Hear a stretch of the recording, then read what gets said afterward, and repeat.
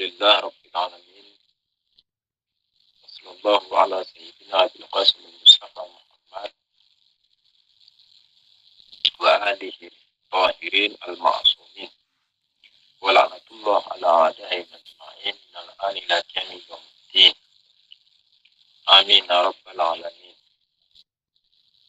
Allahumma salli ala Muhammad wa ali Muhammad wa ajil darajat. Qala Amirul Mu'minin Ali alaihi salam, ad-dahru yukhliqul abdan wa yujaddidul amal wa yuqarribul maniyah wa yuba'idul ummiyah man dhafira fihi nasibah wa man fatahu ta'ibah. Amirul Mukminin Imam Ali alaihi salam dalam hikmah yang ke-72 mengatakan ad-dahru yukhliqul abdan. Ad-dahru, dahrun dalam bahasa Arab, dia bermakna zaman. Ini ad-dahru bermakna masa, bermakna zaman, bermakna masa, bermakna waktu.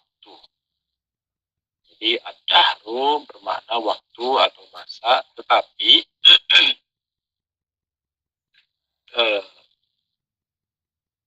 terkadang ketika kita mengatakan waktu, maka yang dimaksud itu adalah si waktu itu saja. Misalnya kita mengatakan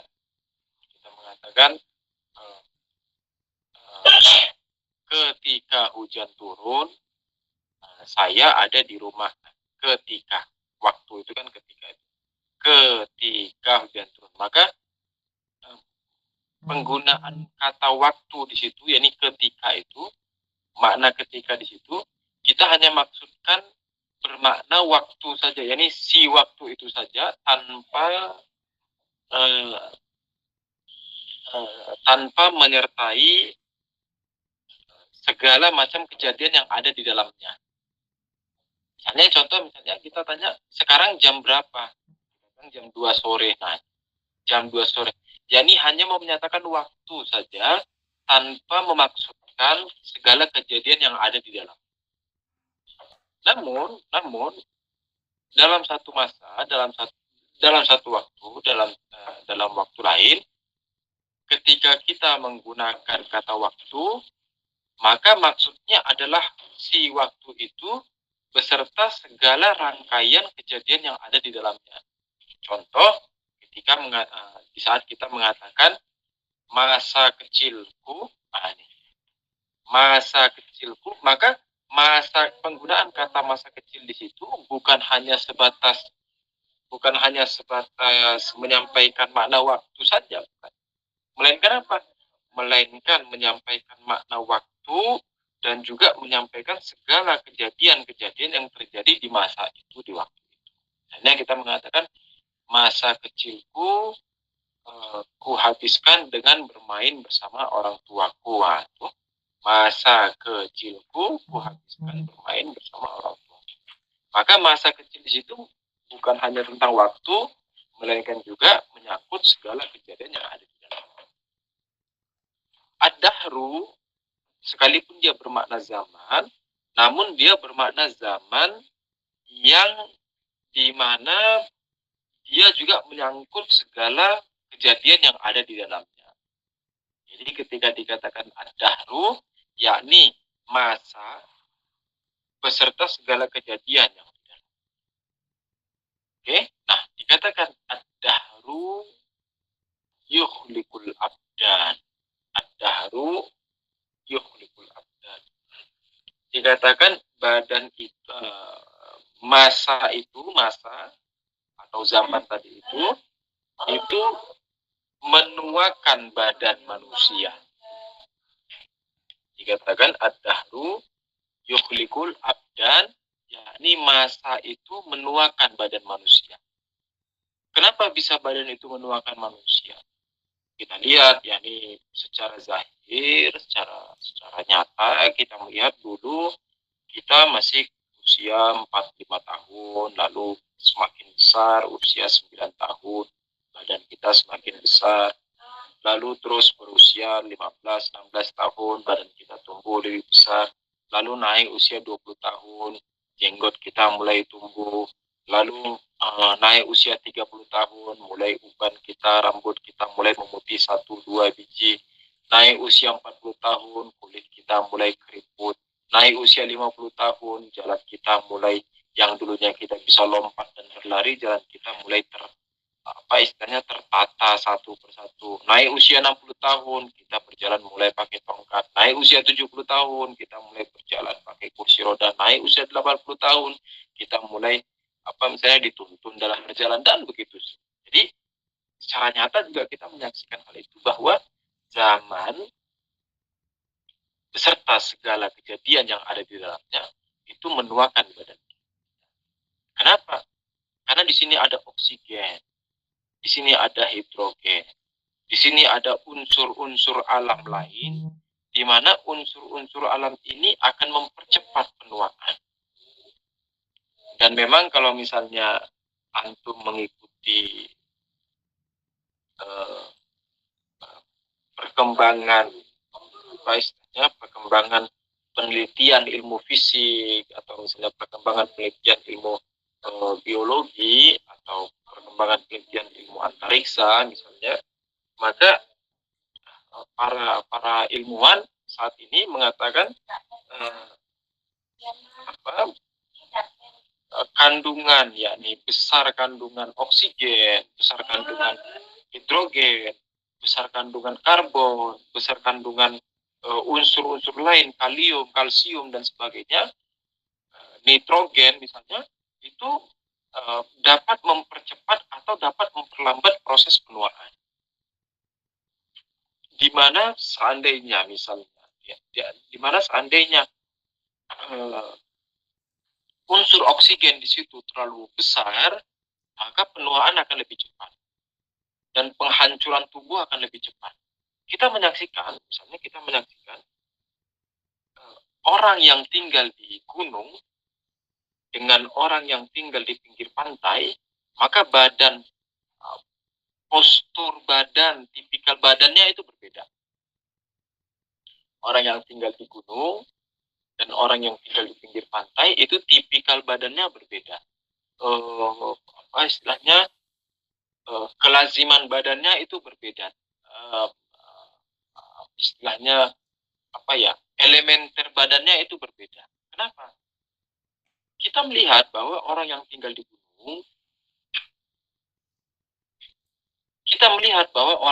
di gunung, postur badannya misalnya lebih kencang, lebih seger, lebih padat, lebih kokoh, terus lebih muda, kelihatan lebih awet muda. Sedangkan orang yang tinggal di pinggir pantai, kelihatan kulitnya mengeriput, kulitnya legam, panas, terbakar, atau misalnya kita mengatakan lentur dan sebagainya. Kenapa? Karena adanya perbedaan unsur-unsur tabiat, adanya perbedaan unsur-unsur alam di antara kedua tempat ini. Yakni gunung dan pantai itu memiliki kandungan unsur-unsur yang saling berbeda. Mungkin di gunung unsur oksigennya lebih tinggi, di pantai unsur karbonnya lebih tinggi, dan sebagainya. Dan hal ini memang mempengaruhi proses penuaan dan proses penghancuran badan. Begitu juga dengan panas dan dinginnya. Jadi dinginnya di gunung dan panasnya di pinggir pantai itu akan mempengaruhi proses penuaan. Di mana yang lebih cepat tua. Contoh misalnya kalau kita memiliki bahan sayuran, lalu kita taruh di freezer, dengan kita memiliki bahan sayuran, lalu kita taruh misalnya di atas rice cooker. Sayuran yang kita masukkan di dalam freezer mungkin bisa bertahan sampai seminggu 2 minggu, dia tidak lapuk, tidak layu, tidak hancur. Tetapi sayuran yang kita taruh di atas rice cooker, di atas pemanas, dia langsung dalam hitungan 1-2 menit dia langsung layu, dia langsung lapuk, dia langsung rusak. Jadi proses penuaannya itu lebih cepat di daerah-daerah yang panas. Ini ini yang bisa kita saksikan dari kejadian alam, bahwa zaman, masa, dan segala kejadian yang ada di dalamnya itu membuat penuaan pada badan. Ad-dahru yuhlikul abda, bahwa masa itu menuakan badan manusia. Yang kedua, dikatakan wayujaddidul amal. Amal jamaknya amalun. Amal jamaknya amal. Amal bukan ain ya, hamzah. Pakai hamzah bukan pakai ain. Amal yakni harapan. Yakni cita-cita. Yakni khayalan. Yang diinginkan. Itu disebut dengan cita-cita, harapan, yang diinginkan. Nah, dikatakan zaman itu, masa itu juga memperbaharui keinginan kita. Masa itu memperbaharui cita-cita kita. Kenapa? Dan umumnya hal ini terjadi pada orang yang sudah tua malah. Bukan pada anak kecil, bukan pada orang yang dewasa, bukan. Malah terjadi pada usia yang sudah lebih tua. Kenapa begitu? Karena dia sudah melewati beberapa kehidupan dalam usianya, kan ya. Mulai dari dia sejak kecil. Misalnya dalam kehidupan masa kecilnya, dia mendapati beberapa cobaan-cobaan dalam hidup. Mau beli mobil-mobilan, tidak bisa. Misalnya mau beli mainan tembakan, tidak bisa. Mau beli mainan pedang-pedangan, tidak bisa. Mau beli mainan bonekaan, nggak bisa, dan sebagainya. Lalu ternyata dia masih hidup lagi sampai usia berapa? Misalnya sampai usia 10 tahun. Nah, di usia 10 tahun itu dia berharap yang hal yang dia tidak dapatkan di masa dia kecil itu, dia bisa dapatkan di masa itu. Ternyata di masa itu juga tidak bisa dia dapatkan. Lalu usianya tambah naik lagi sampai usia 20 tahun. Di usia 20 tahun itu dia mulai mengenang bahwa di masa aku kecil aku tidak bisa mendapatkan keinginanku dan sebagainya. Maka dia berharap pada usia yang 20 tahun itu dia bisa mendapatkan apa yang dia inginkan. Maka cita-citanya, harapannya itu terus terbaharui. Kalau yang dulu masa aku kecil dan aku tidak bisa dapatkan, aku pengen boneka misalnya, maka di usiaku sekarang aku pengen misalnya punya misalnya pengen punya mobil sendiri, punya rumah sendiri, punya hotel sendiri, punya rumah sendiri, punya motor sendiri, TV sendiri, dan sebagainya. Terus cita-cita terbaharui. Dan ketika itu juga tidak tercapai ataupun tidak, ya ini kalau tidak tercapai maka lebih buruk. Kalau tidak tercapai malah lebih buruk. Kalau tercapai, sekalipun dia tercapai, maka ketika usianya bertambah, misalnya dari 20 naik lagi ke usia 30, maka dia akan mengatakan, oke, aku sudah berhasil kemarin di usia 20, maka aku akan berhasil lagi di usia 30. Dan terus begitu. Kemarin aku sudah berhasil mendapatkan mobil baru, maka pada periode ini, pada usia 30 ini, aku berharap bisa mendapatkan misalnya bisa mendapatkan rumah baru. Terus semakin usia bertambah, semakin cita-cita dan harapannya terbaharui. Semakin cita-cita bertambah, semakin masa bertambah, semakin usia bertambah, semakin cita-cita dan harapannya terbaharui. Ini yang ketiga dikatakan wa yuqarribul maniyah. Masa itu, zaman itu mendekatkan kematian. Kenapa demikian? Karena kematian itu adalah hal yang pasti bagi setiap manusia. Kematian itu adalah hal yang pasti bagi manusia. Dan setiap manusia itu memiliki jadwal kematiannya masing-masing. Setiap manusia itu memiliki jadwal kematiannya masing-masing yang disebut dengan ajalun musamma. Disebut ajal musamma, itu adalah jadwal kematian setiap manusia. Misalnya contoh si fulan A dikasih jatah waktu sampai hidupnya itu, sampai menemui ajal kematian aslinya itu misalnya sampai usia 60 tahun. Dan begitu juga si B dikasih sampai nemuin 70 tahun. Si C sampai misalnya 45 tahun. Si D misalnya sampai 55 tahun. Misalnya. Nah, itu adalah jadwal kematian aslinya. Namun terkadang betapa banyak orang yang tidak sampai pada jadwal kematiannya itu. Melainkan dia mati lebih cepat. Kalau lebih lambat tidak bisa ya. Jadi melewati jatah itu tidak bisa. Jadi kalau kita sudah dikasih 70 ya sudah 70, lewat itu tidak bisa. Tapi betapa banyaknya dari umat manusia yang mati lebih cepat daripada jadwal kematiannya dikarenakan dosa-dosanya. Dikarenakan kesalahan-kesalahannya. Dikarenakan memutus silaturahim misalnya. Dikarenakan membuat sakit hati mukmin, dikarenakan menyengsarakan mukmin, dikarenakan menyusahkan mukmin, dikarenakan tidak peduli dengan keadaan mukmin. Hal-hal ini membuat justru manusia lebih cepat mati dari nyawa yang sudah istilahnya distandarkan bahwa kamu hidup sampai 80 tahun misalnya. Tapi karena memutus silaturahim, membuat orang tua sakit hati, membuat saudara sakit hati, membuat mukmin kecewa, membuat mukmin terzalimi, mengambil hak mukmin, merampas hak mukmin, nggak mau tahu urusan mukmin, membuat mukmin sengsara dan sebagainya dan sebagainya dan sebagainya. Nah, akhirnya yang tadinya jadwalnya itu sampai 80 tahun, dia meninggal di usia 50 tahun. Jadi nggak pas di jadwal karena dosa-dosa.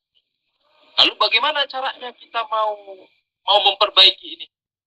Misalnya kita sudah melukai hati mukmin, sudah mengambil hak mukmin, sudah memutus silaturahim, sudah ini. Gimana caranya sehingga ini bisa terobati lagi, ini bisa kembali lagi? Maka dikatakan yang pertama menjalin silaturahim,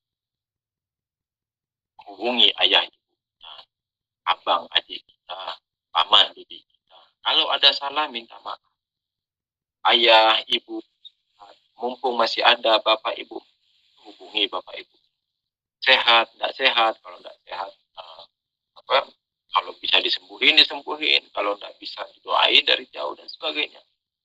Begitu juga abang adik, sesama abang beradik, memutus silaturahim antara abang dan adik, itu juga membuat cepat mati. Jadi antara abang beradik harus baik hubungan. Kalau abang beradik saja hubungan nggak baik, bagaimana kita dengan orang lain bisa baik? Jadi abang beradik hubungan harus baik. Kakak beradik hubungan harus baik. Paman ke bibi hubungan harus baik. Dan begitu. Dibangun silaturahmi.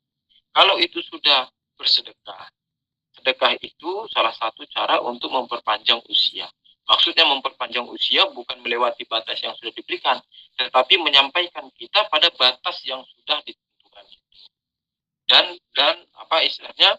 Dan mengkodok hal-hal yang sudah kita lakukan yang membuat kita lebih cepat mati tadi itu, itu dibersihin lagi, istilahnya kayak ngepel jalan lagi, bersihin jalan lagi sehingga kita sampai di target yang akhir. Bersedekah, memberi makan fakir miskin, yatim piatu, yang mukmin, syiah. Itu melancarkan urusan-urusan mukmin, membahagiakan mukmin, menyenangkan mukmin, membuat mukmin tertawa, membuat mukmin merasa bebannya itu berkurang. Itu semua dapat memperpanjang usia. Ini yang ketiga. Yang keempat, wa yubaidul ummiyah. Dikatakan ternyata zaman ini, masa ini juga membuat cita-cita kita itu menjadi jauh. Masa ini membuat angan-angan kita itu menjadi jauh, menjadi tak terjangkau. Kenapa begitu? Karena kita tahu bahwa adanya kematian. Yani ketika kita tahu bahwa akan ada kematian yang menyongsong kita, ketika kita sadar bahwa kita sedang menuju pintu kematian, ketika kita sadar bahwa kita sedang berlari ke gerbang kematian, maka kita melihat angan-angan itu pun semakin mundur, semakin mundur, semakin mundur, hingga melewati batas kematian itu. Jadi seakan-akan begitu jauh angan-angan itu yang kita tidak dapat. Sedangkan usia kita itu hanya terbatas. Kita mau berharap mau bangun pesantren, kita punya angan-angan mau bangun masjid, kita punya angan-angan mau punya rumah gedung, kita pengen angan-angan mau punya mobil 2, kita punya angan-angan mau beli lahan sekian, dan sebagainya, dan sebagainya. Tapi kita tahu bahwa usia saya ini tidak sampai ke sana. Saya usia saya ini paling banter-banter juga 100 tahun misalnya. Tapi angan-angan saya ini adalah angan-angan yang membutuhkan waktu 1000 tahun misalnya. Nah, jadi kerasa jauh banget angan-angan. Kerasa angan-angan ini hal yang saya tidak bisa gapai. Tetapi pengen mendapatkan hal itu. Inilah kerjanya waktu, kerjanya zaman, kerjanya masa itu mempermainkan hidup. Lalu Amirul Mukminin Imam alaihissalam mengatakan, man dzafira bihi nas. Siapa saja yang berhasil mendapatkan yang dia inginkan di dunia, dia akan kecapean. Betul-betul kecapean. Saya berkali-kali mencontohkan gimana orang yang ngejar dunia itu, dia lagi pakai topi, terus dikasih lidi di depannya, terus di ujung lidi itu dipasang dolar, misalnya $100. Nah itu dikejar-kejar terus. Capek banget. Pengen ini, mau mobil ini, mau TV ini, mau HP ini, mau motor ini, mau fulan, mau capek banget. Kalaupun kita bisa dapat, maka sesungguhnya jujur saja. Ini kalau kita mau adil terhadap diri kita, maka yang kita dapatkan itu tidak sebanding dengan apa yang sudah kita keluarkan. Yang kita dapatkan itu tidak sebanding dengan apa yang kita sudah korbankan. Kita mati-matian mendapatkan untuk bisa beli rumah, tapi yang harus kita gadaikan, yang harus kita korbankan, yang harus kita keluarkan, yang harus kita kita belanjakan adalah harga diri kita, waktu kita, kebersamaan dengan keluarga kita, kemesraan suami istri kita. Hanya untuk mendapatkan cita-cita, misalnya beli rumah baru, beli mobil baru, beli motor baru, beli HP baru. Kita harus kerja lebih full, kita harus kerja lebih lembur, yang mestinya 6 jam kita kerja 24 jam, sehingga kita sampai rumah tidak ada waktu sama keluarga, kita tidak ada waktu sama istri, sama anak, sama pulang. Jadi apa yang kita sudah belanjakan, apa yang sudah kita korbankan, apa yang sudah kita keluarkan, tidak sebanding dengan apa yang kita sudah dapatkan. Namun, dikatakan, ini bagi orang yang mendapatkan. Namun, bagi orang yang tidak mendapatkan, maka ini akan jauh lebih tersiksa. Dikatakan, wa man fatahu ta'ibah. Barang siapa yang tidak mendapatkan itu, maka dia akan betul-betul merasa taat. Dia merasa letih. Dia bilang, ya Allah, aku ini udah mati-matian ngejar kok nggak dapat. Nah, itu jadi kayak sesek banget. Nyesek banget. Itu ya ini apa? Ya ini saya sudah belanja ini, saya sudah keluarkan ini, saya sudah keluarkan modal ini. Saya korbankan waktu, saya korbankan kebersamaan anak, korbankan kebersamaan istri, korbankan ini, pekerjaan, zaman, bulan. Tapi toh nggak dapat. Nyesek banget. Jadi yang dapat itu kecapean, yang nggak dapat keletihan. Nyesek banget. Ini kalau semua pembahasan ini, jadi hadisnya udah selesai. Hadisnya dikatakan ad-dahru yukhliqul abdan wa yugarrib wa yujaddidul amal wa yukarribul maniyah wa yubaidul umniyah. Terus dikatakan man dzafira bihi nasiba wa man fatahu ta'iba. Ini semua, jadi zaman itu akan menuakan badan, akan memperbaharui keinginan, cita-cita kita. akan mendekatkan kematian kepada kita, menjauhkan angan-angan dari kita. Siapa yang mendapatkannya akan kecapean, akan sengsara. Jadi siapa yang mendapatkan hal itu justru sengsara, capek, letih. Dan siapa yang tidak mendapatkannya akan merasa tersiksa, nyesek dan sebagainya. Ini semua jika kita melihat dunia sebagai tujuan. Semua pembahasan ini ketika kita melihat dunia sebagai tujuan. Ketika kita melihat dunia sebagai hal yang harus digapai. Ketika kita melihat bahwa dunia adalah segalanya. Ketika kita melihat bahwa dunia adalah satu-satunya yang akan diraih. Tetapi jika kita memandang dunia sebagai alat, jika kita memandang dunia sebagai wasilah, jika kita memandang dunia itu sebagai perangkat bagi kita untuk sampai kepada makom tertinggi, sampai kepada takarrub ilallah, maka ini semua tidak akan ada letih. Bekerja dalam sehari 12 jam, belajar dalam sehari 12 jam, berbisnis dalam sehari 12 jam. Memang tujuannya untuk mendapatkan upah, memang tujuannya untuk mendapatkan ilmu, memang tujuannya untuk mendapatkan rezeki, tetapi rezeki ini, upah ini, ilmu ini, itu akan digunakan di jalan Allah, itu akan digunakan di jalan Aimah alaihissalam. Untuk apa? Untuk kemajuan Islam.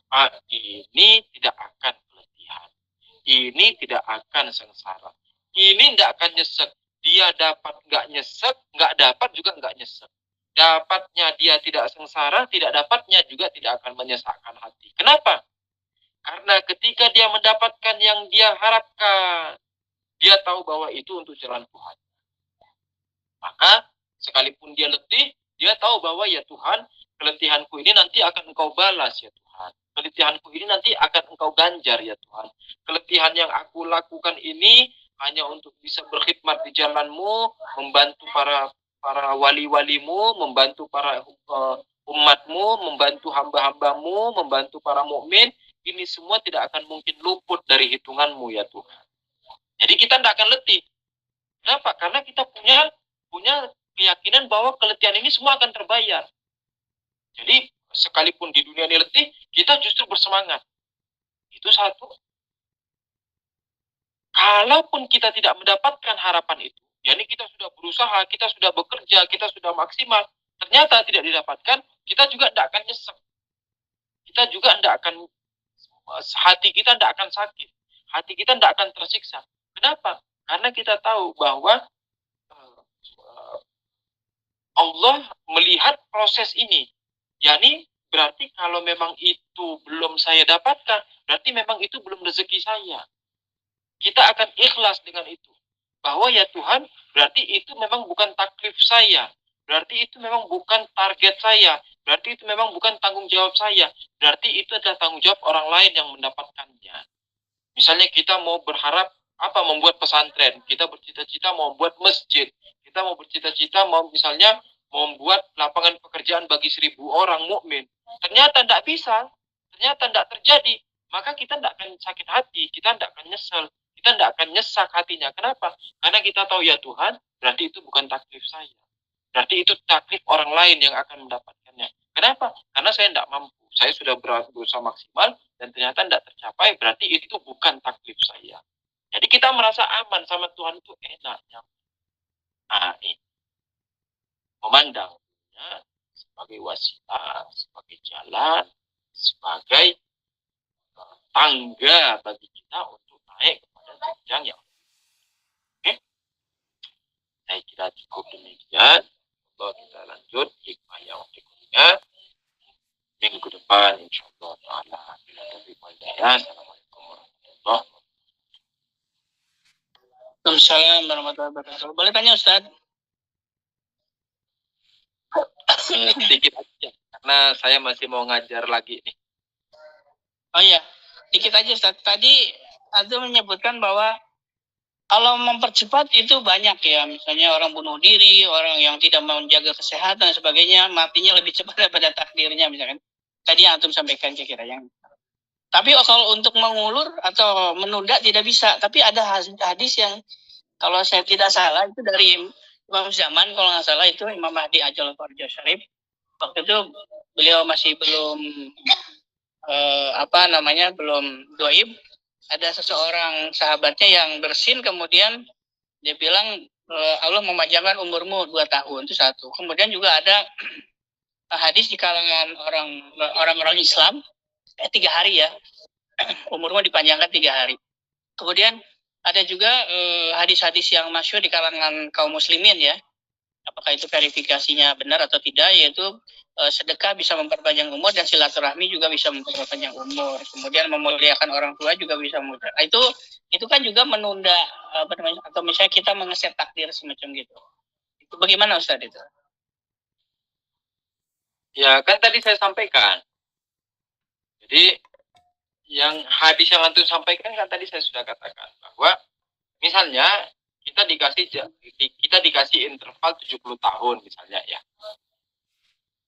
Jadi interval 70 tahun ini itu yang disebut dengan ajal musamma, yang di dalam ayat Al-Qur'an dikatakan ajal musamma.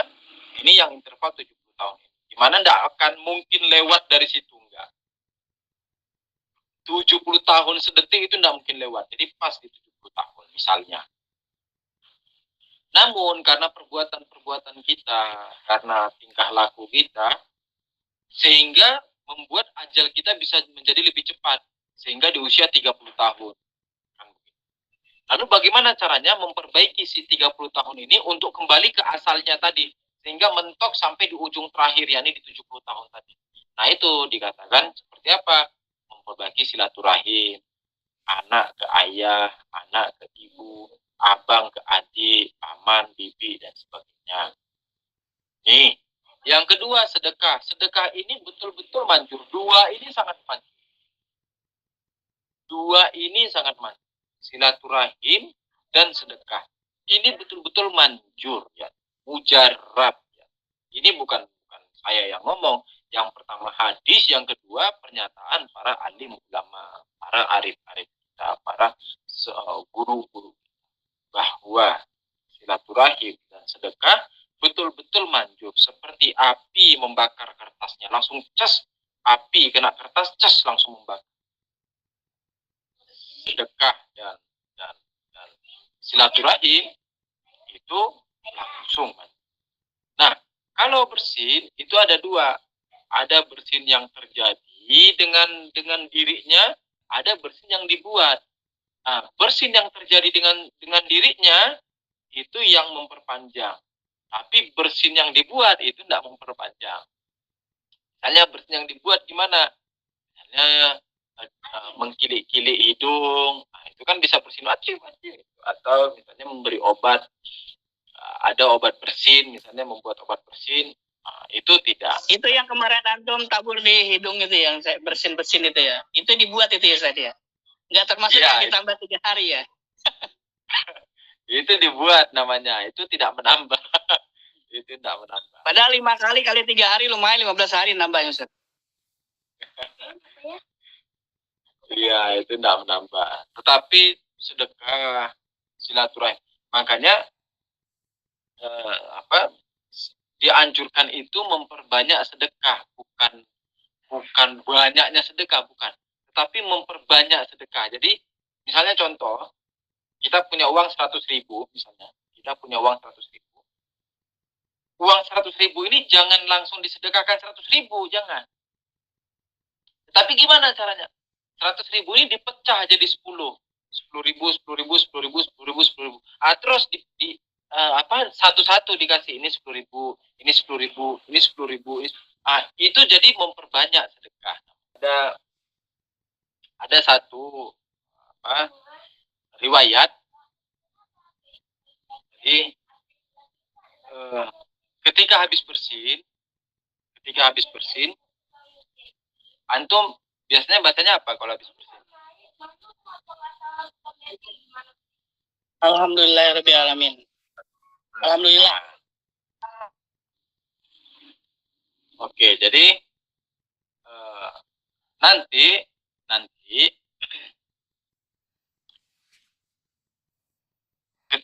orang meninggal,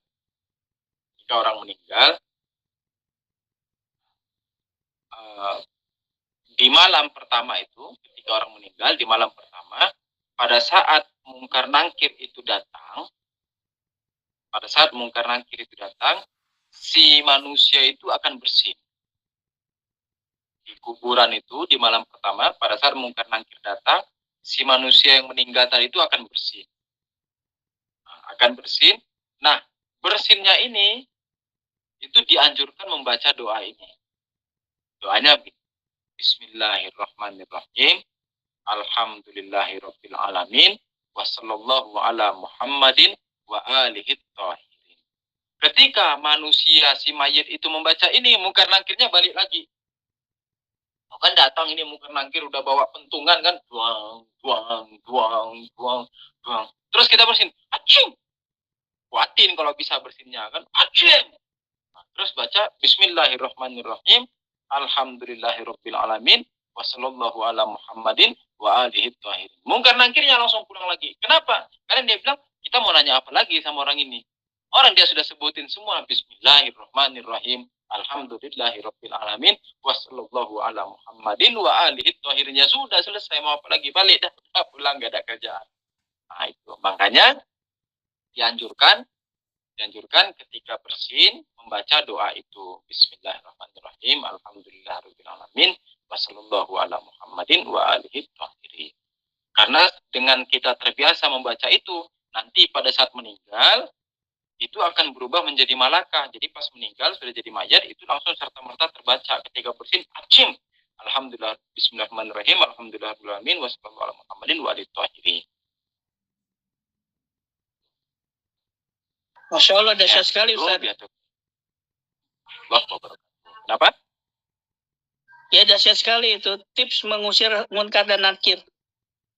Ah, iya, ya itu. Tapi itu kan karena kebiasaan semasa hidup ya Ustaz ya. Iya dong. Makanya harus dibiasain. Gitu ya. Makanya harus dibiasain kalau misalnya buka jalasah, lagi rapat, lagi ngobrol sama teman, usahakan selalu membaca Bismillahirrahmanirrahim, Alhamdulillahirabbil alamin wassallallahu ala Muhammadin wa alihi thahirin. Kenapa? Karena itu awal baru memulai. Jadi nanti misalnya kita bersin, kita lupa, misalnya nanti sudah meninggal, bersin lupa ngomong itu, pada saat mungkar nangkir datang, man rabbuka, siapa Tuhanmu, kita langsung bilang Bismillahirrahmanirrahim, Alhamdulillahirabbil alamin wassallallahu ala Muhammadin wa alihi thahirin. Nah, dia langsung pulang juga. Kenapa? Karena sebelum ngomong, kita terbiasa mengucapkan itu. Tuh. Ya. Oke. Kita tutup dulu, karena takutnya jam ngajar keduanya itu nanti tabrakan. Ada ngajar ilmu nahu untuk anak-anak talabeh. Kita doakan untuk mukminin mukminat, ayah, ibu, paman, bibi, adik, kakak kita, mukminin mukminat di mana saja berada, asatid kita, guru-guru kita, khususnya marhum Ustaz Abu Ammar, A'labah darajatah, untuk marhum Ustaz Husain Habsyi, Ustaz Kang Jalal, terus untuk Ustaz Ahmad Rusdi marhum, untuk marhum Ustaz Reza Segar, untuk marhum Ustaz Toha Musawa, marhum Ustaz Abdurrahman Lima, dan para guru-guru kita yang lain yang telah mendahului kita, untuk marhum Ustaz Ahmad bin Abu Bakar di Kota Palu, dan juga untuk para ulama kita, khususnya Imam Khomeini Qudsi Sirruh, Ayatul Bahjat, Alamah Hasan Zudi Omuli, Alamah Tabatabai, dan juga yang masih hidup, khususnya Rahbar Muazzam Hafizahullah dan Ayatul Jawadi Damat Barakatuhu. Dan untuk kezuhuran Imam Zaman Ajalullah Farajul Syarif,